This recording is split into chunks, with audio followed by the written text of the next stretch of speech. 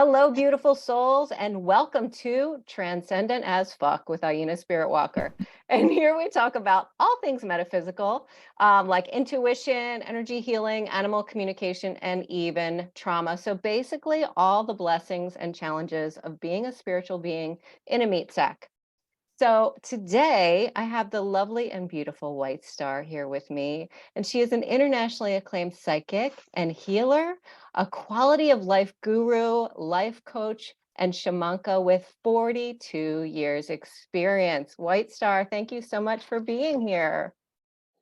Oh, you're welcome. I'm loving this. This is great. I love the title of the podcast. I think it's really clever and made me laugh, and it's great. I love it. Woohoo! Okay. Well, I love taking things seriously, but not myself. So I think laughter is so important in this trip around the globe. So, yeah, today's title, we're going to be talking about everyday manifestation. And I know that, Hmm. manifestation is sort of a hot topic when we think about money and maybe new Hmm. houses or cars and stuff. And I really want to talk about the ways that we are manifesting every day. And it's Hmm. my understanding that there are several key factors to manifesting. So, first of all, we need to dissolve our financial blocks or our beliefs that are holding us back, which is big. And also experience the emotion of what you want to manifest as if it's already happened. And mostly a belief system that it's actually going to happen. Did I miss anything, White Star? Do you feel like there's anything else? Yeah, I think there's some things I would add to that. Yeah. I think that happy people manifest better than unhappy Ooh. people. So Mm-hmm. if you're in a state of constant desire, I want this, I want this, I want this, I want this. And you can keep repeating that over and over again. But if it's making you miserable Yeah. that you don't have that thing, Mm-hmm. Mm-hmm. you know, you're kind of blocking yourself too. So being happy with what is right now. And this is really key to understanding the miracle of everyday life and just walking outside and looking at a tree and going, oh my God, this is amazing. It's amazing that I get to breathe. It's amazing I'm alive and feeling this overwhelming sense of connection to everything that's here on this planet. And, you know, we are we have gravity and we have to do so many things to survive, and it gets more and more and more complicated. Society is making things really complicated. I can remember through past life memories and just in my soul times when there were tribal entities on this planet, and there still are, and everybody working for a common goal, and it wasn't so stressful, I don't believe. And it wasn't like this, you know, absolute need to like push through and try to get money and try and get this and try and get that, especially for maybe people that are supporting a family or have a little bit more less privileged uh, coming into their adult life, less privileged circumstances than others. And there's definitely very distinct privilege systems in America that are set, white privilege, for example. But, it's not all white people have privilege. Some grew up poor. And, so this question of needing to manifest, um, it's easy when you have a lot of faith, when you feel really connected, and when you feel grateful for everything you already have. And you can convince yourself you're grateful for everything you already have, but you have to really, really feel that. It's like, okay, I want something else. It's a desire state. And you don't want to make that desire state make you miserable. Like, I'm not going to be happy until I get that. My whole life depends on getting that. And sometimes maybe it does. Like maybe there's people that are less privileged and they really, really need something in order to improve their life. And, if they really focus and they really go after it, they're going to get it. That I really, really, I've seen it many, many times with my clients, with my students. I can see the ones that are determined to succeed are going to do it. But it might not be in the ways I thought. And that's another thing. So you can think like really specifically about something, and You might not get that specific thing. Hmm. But something will come to you. If you put efforts out into the universe, something's going to come back to you. So it's not just thinking and visualizing and saying, yeah, I deserve this and so on. But you do also have to believe that. You do have to believe that you deserve it. If you don't believe you deserve it, you're going to block it. You're going to be like, you're going to miss opportunities that are around you. Like, oh man, I don't deserve that. I'm not going to, or I can't do that. Any of these thoughts like, I can't do that, or I don't want to do that, or I can't, any kind of negating energy and energy that's negative and negative thoughts about yourself, or just, I don't want to have to work anymore. I don't want to have to do this. That's not realistic. Successful people work really hard. They really do. And they can maybe people that inherit money, maybe they don't have to work hard, but that's like 1% of the population. So the rest of us who didn't have wealthy parents who left a giant amount of money that we could just play and have 6 homes and travel around and do whatever we want. We do have to manifest, and what I like to use is creative intention. I like to use this word better than manifest, because I think Love that. manifest gets, sort of, people get this idea, all I have to do is think about something and it's going to come true, which it definitely helps. Definitely helps. I'm not saying it doesn't. But I like this creative intention. You think of something that you think is going to make your life, excuse me, better, and but it doesn't have to be huge. It doesn't have to be a huge thing. It could just and you put your creativity into that and your intention into that, and you really focus on that. And you try and like sort of focus on one thing at a time, because it's a lot. We're already overwhelmed in this time and age of humanity. We're overwhelmed. And, costs have gone through the roof in this country, and young people can't even afford to like buy a house and things like that. It's really difficult. It's not a America is really easy to get ahead anymore. It's not like that. And a lot of young people know this, and they're like, oh my God, what am I going to do? I'm going to have to live a simpler lifestyle than what again, unless they have this 1% privilege. But um, people do go into jobs and they work really hard, and they have a very focused goal, and they have creative intention around it. They're going to get it.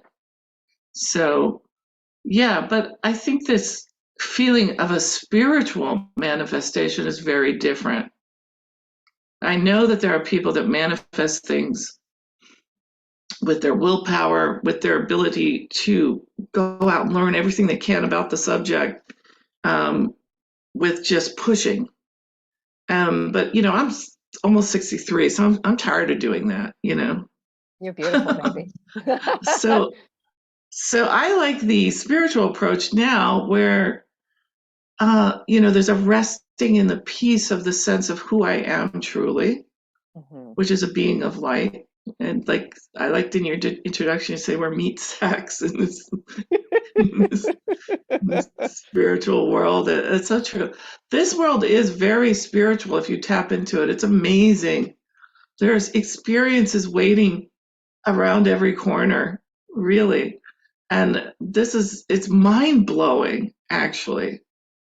So I have had mind blowing manifestations happen to me where I didn't even, I don't think I manifested some of those. Like, seriously, there's a creator, in my belief.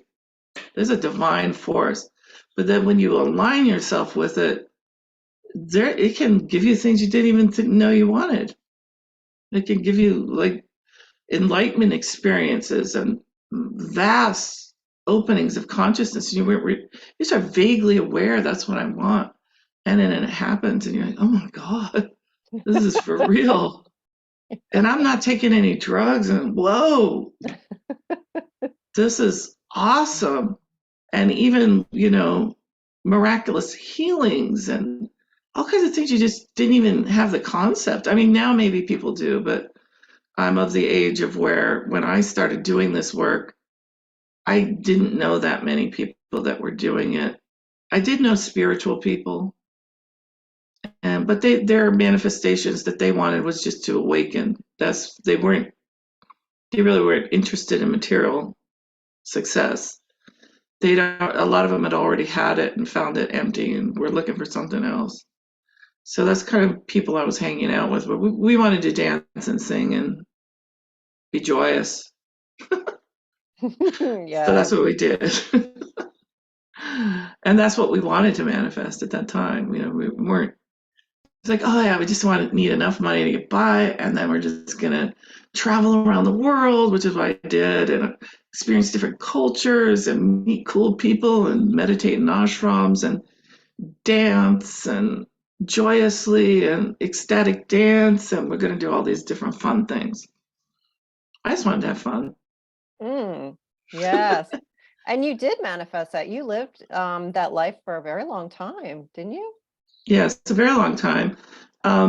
And in that lifestyle, whenever I needed money, it would appear Mhm, like miraculously, like really weird situations. Like, I mean, not weird, I guess they're not weird. Once we put this in the context of really being able to create mhm, when you need something. But I would maybe say to existence, I would just call it existence. I'd say, I need some more money. I want to stay here in this ashram longer. I'm running out of money. Can you give me more money?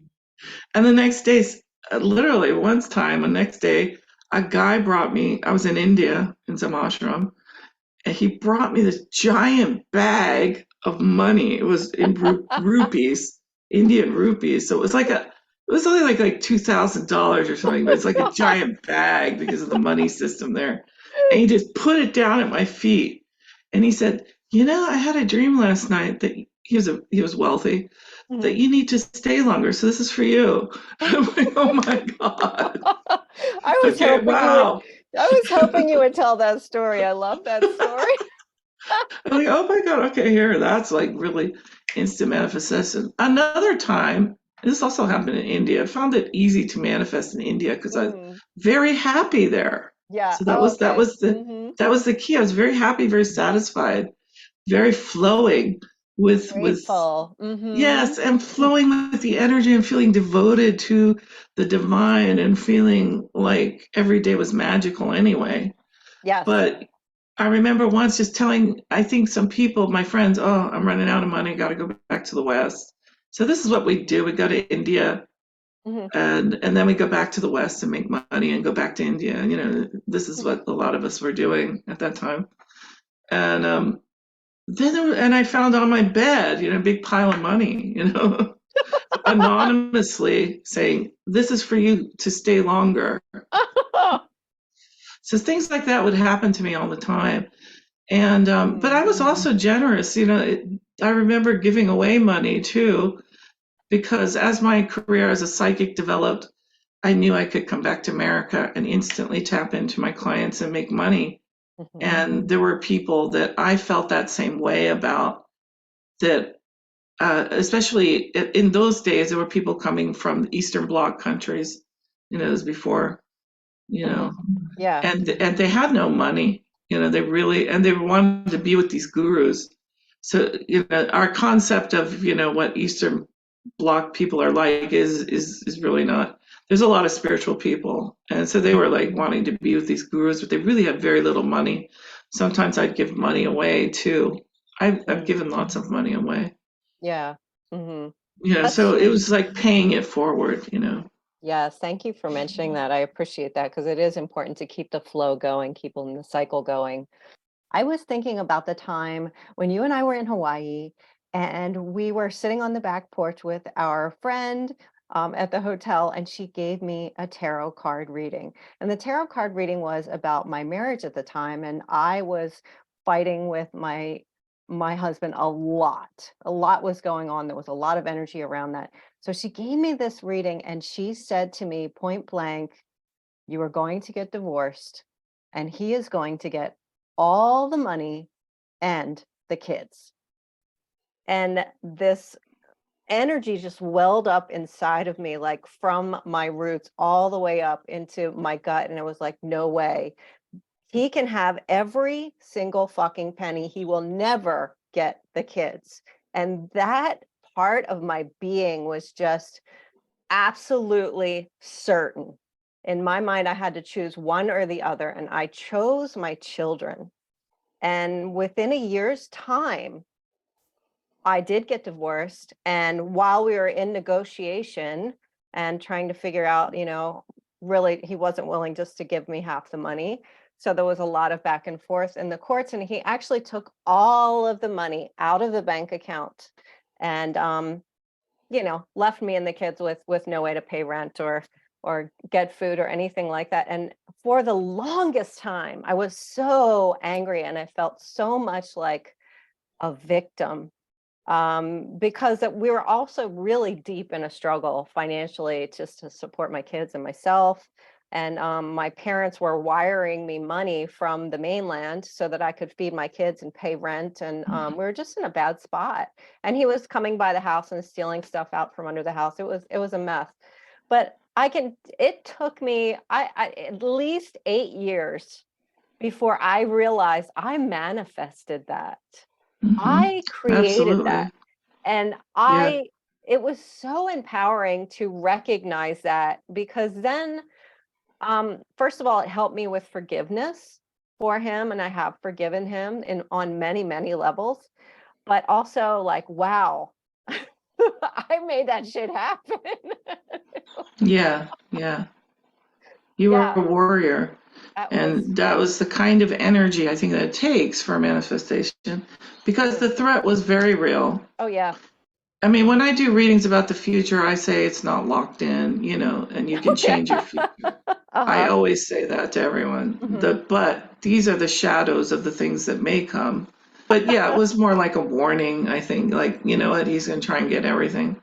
Yeah. And you could go and be free and do your life somewhere else, but he would have the kids then. Yeah. And also too, I mentioned, it was an abusive situation, and that's absolutely not, I Hmm. could not have lived with myself if I let my Hmm. children continue in that lifestyle that I was, the whole reason Yeah. for the divorce was for the three of us to get out of that situation. And the thought that he would still have the kids and continue that cycle of abuse with them was Yeah. absolutely not even on my radar. There's no way that was ever going to happen. I probably said, over my dead body or something to that effect as Sure, well. sure, Like, there's sure. no way, as long as I'm living, that was a possibility. And for that, the manifestation was almost like it happened so quickly. And man, did he take every penny. But I got the Yeah. kids. I Yeah. got the kids. And, Yeah. I think so often in our lives, we have those moments where we're just like, this is the way it's going to be. And it may not Hmm. come Hmm. down maybe as hard and fast as it did for me in that moment. But when we own it, whatever it is, that is how we are manifesting our lives. It's not just one Yeah. specific event. We're always manifesting on a linear pattern and a cyclical pattern. It's always with us. And this is something that I would love to remind everybody during this podcast and during this episode, is that when we have those intentions and that the gratitude and the energy of this is absolutely certain, it will happen. Hmm. Yeah. Yes. Yeah. Your intention really does, your creative intention or your positive intentions really do affect your outcome of your life Yes. and your choices that you make in your life. And you do have to put force and energy behind it. You really do. Hmm. And you did. And you gave up a lot Yeah. to put that force and energy in. And I was there in that battle with you and helped you battle, Sure. so Oh my um, God. I'm like, no, he tried to come and kidnap the kids Yep. at one Yep. point. That happened. They were Uh-huh. staying with me, Hmm. and you were gone, and he came to the house, and I basically stood in the doorway and said, I'm going to call the police if you don't get the F off of my doorstep. Say it. Say it. And I think that he he was really shocked. He maybe thought I was a pushover or something, but I'm not. And I'm like, and the kids were all, including my child, were all hiding in the closet. Yeah. Mm-hmm. They Yeah. did not want to go with him. Mm-hmm. But those are yes, you do have to be very strong in situations like that. You have to, Mm-hmm. I haven't I've faced a lot of things. You So have. Yeah. something similar to that happened to me Mm. is my son is neurodivergent, or also known as autistic, or Mm. on the autism spectrum.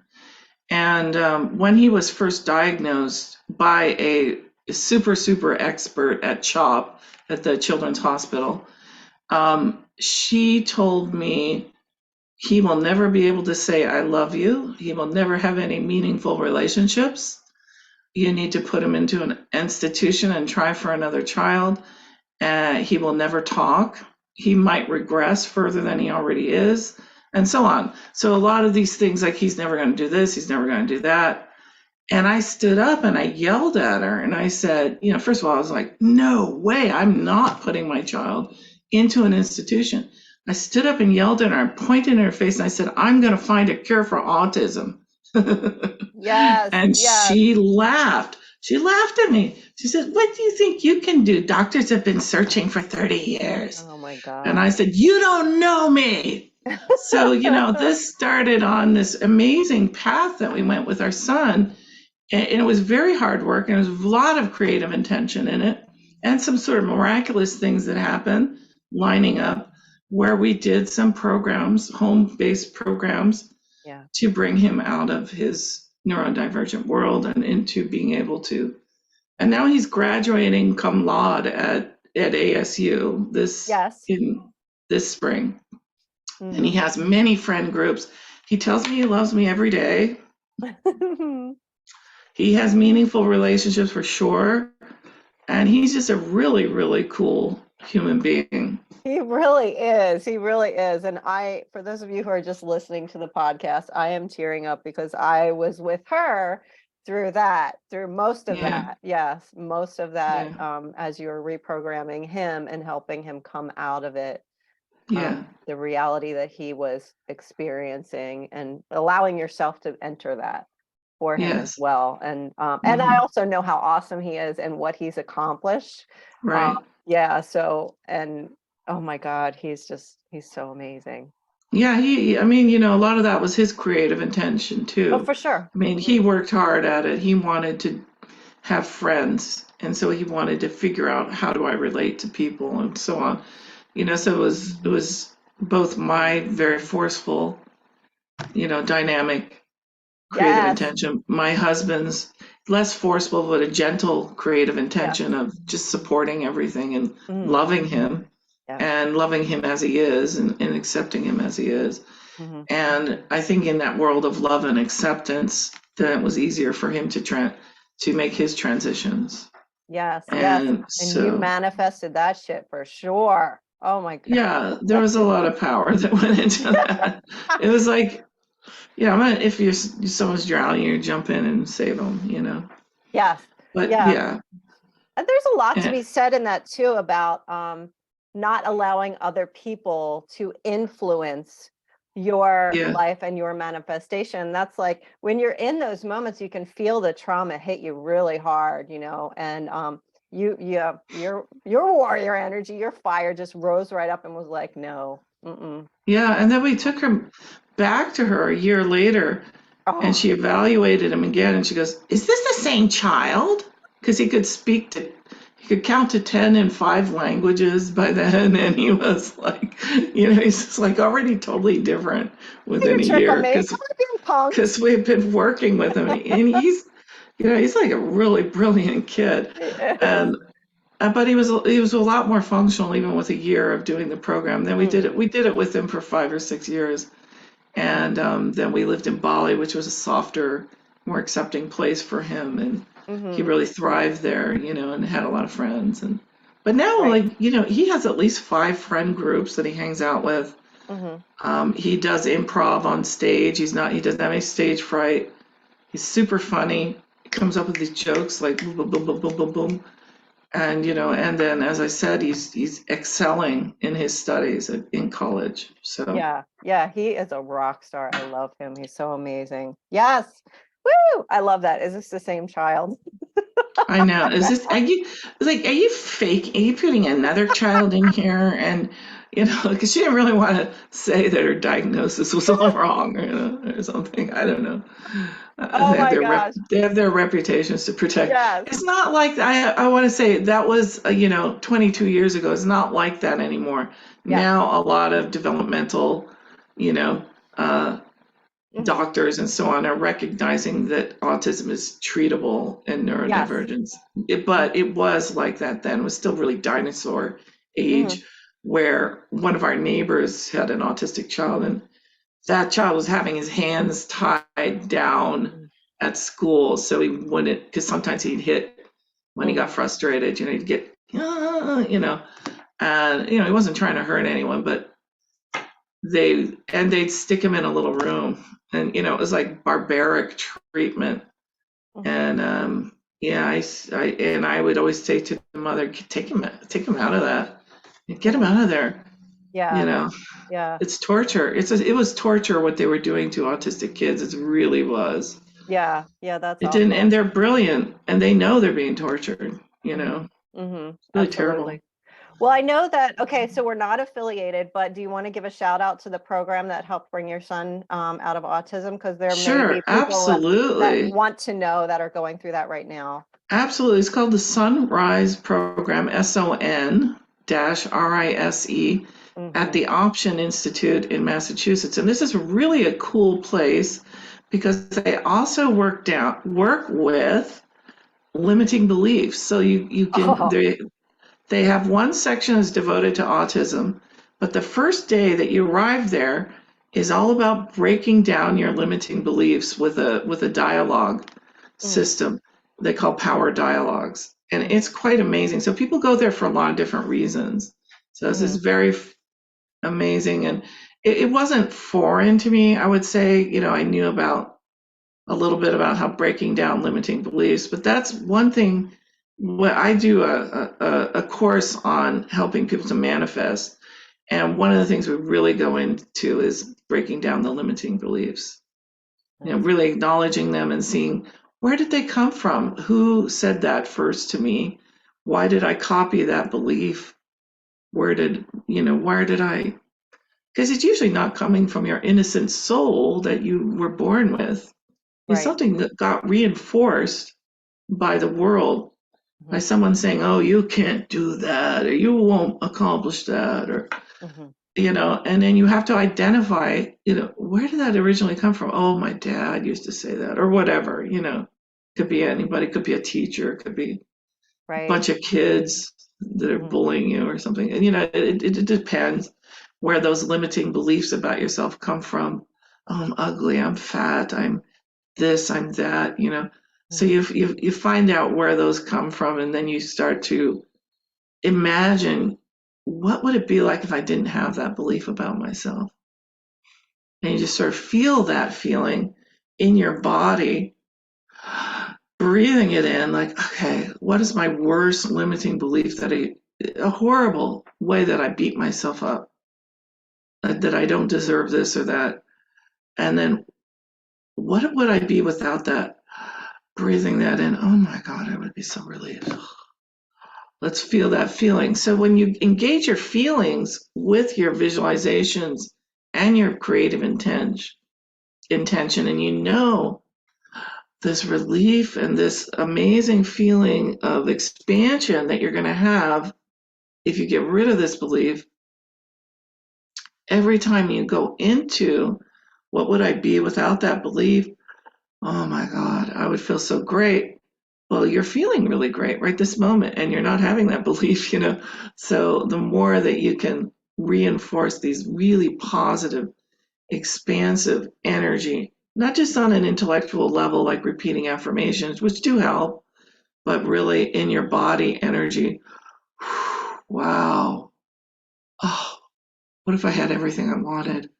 How would I feel? Jeez. Wow. I would feel great.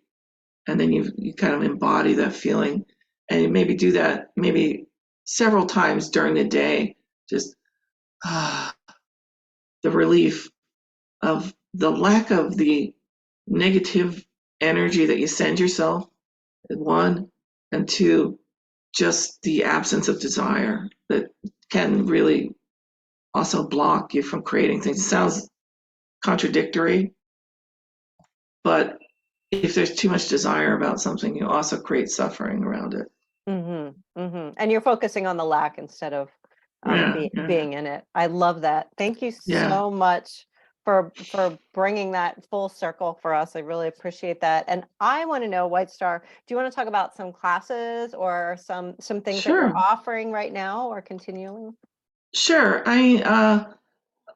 Still post-COVID times, obviously, and workshops. But I live in Arizona, and I take people to Sedona in small groups, and we do ceremonies out on the land. It's really amazing. The energy is powerful there, and we get blasted. We just get Yeah. very high, and that's part of my shaman energy. Shamanka means a female shaman. Mhm. And so, we go up there and we do that. I also teach a group Zoom class on Thursday nights at 7 o'clock Pacific time.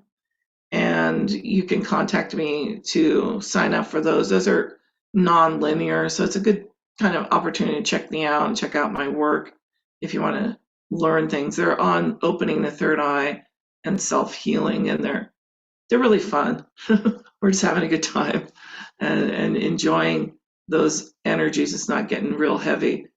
And I have a plethora of online courses that I teach. I've been a metaphysical teacher for 40 years as well. And then I'm also starting to teach some workshops in person here in Phoenix again. People are Beautiful. starting to gather again. Yes. Yay. Oh my Yeah. gosh. Okay. And Uh, what is your website? so it's really easy. It's divinelightministries.com. Awesome. Okay, beautiful. I love you so much. Thank you so much for being here. And thank you for listening to Transcendent as Fuck with Iena SpiritWalker and White Star. Just keeping it real for you guys.